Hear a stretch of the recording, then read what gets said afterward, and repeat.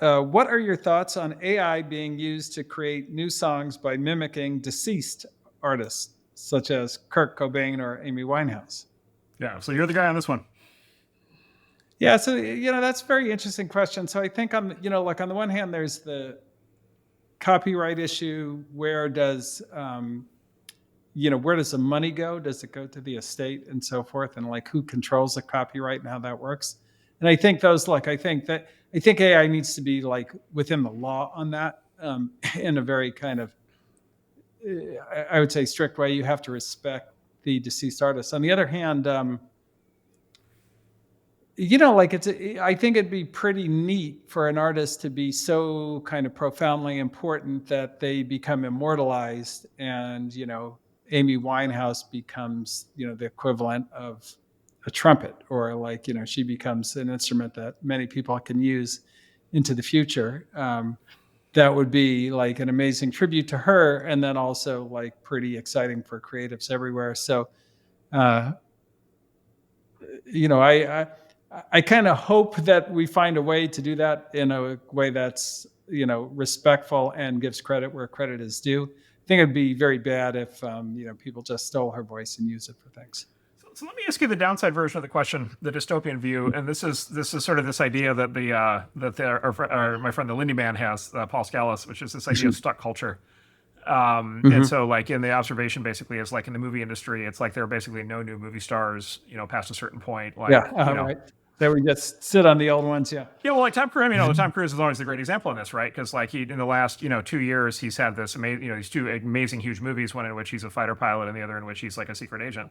And like, look, he's great in both of them, but like he's 60, right? Like, and like, like in the old days, right? You would have had 20-year-olds and 30-year-olds in those roles, and now you've got a 60-year-old, and like he's going to keep making these movies as long as people go to them. And so, it's like rock and roll. It's like rock and roll, even with just like the Rolling Stones. Still, you can go see Mick Jagger at age 80, right? Is that like substituting for like going to see somebody? Like Mick Jagger when he was 20 was not competing with 80-year-olds, right? But the next new rock star is competing with 80-year-old Mick Jagger. So anyway, so the dystopian kind of question would version of the question would just be like, look, if you can literally like you see this today with like the Michael Jackson hologram concert and the ABBA kind of recreation concert and so forth.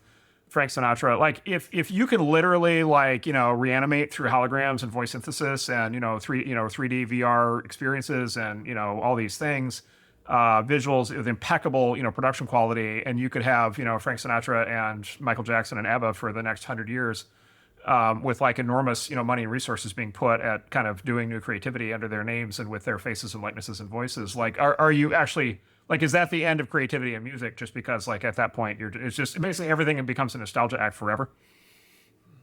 Yeah, so I don't think so because, like, if you don't have a new novel way to do something or create art, then sure, that's going to be better than what you do. But like, if you look at hip hop, they kind of brought James Brown back to life.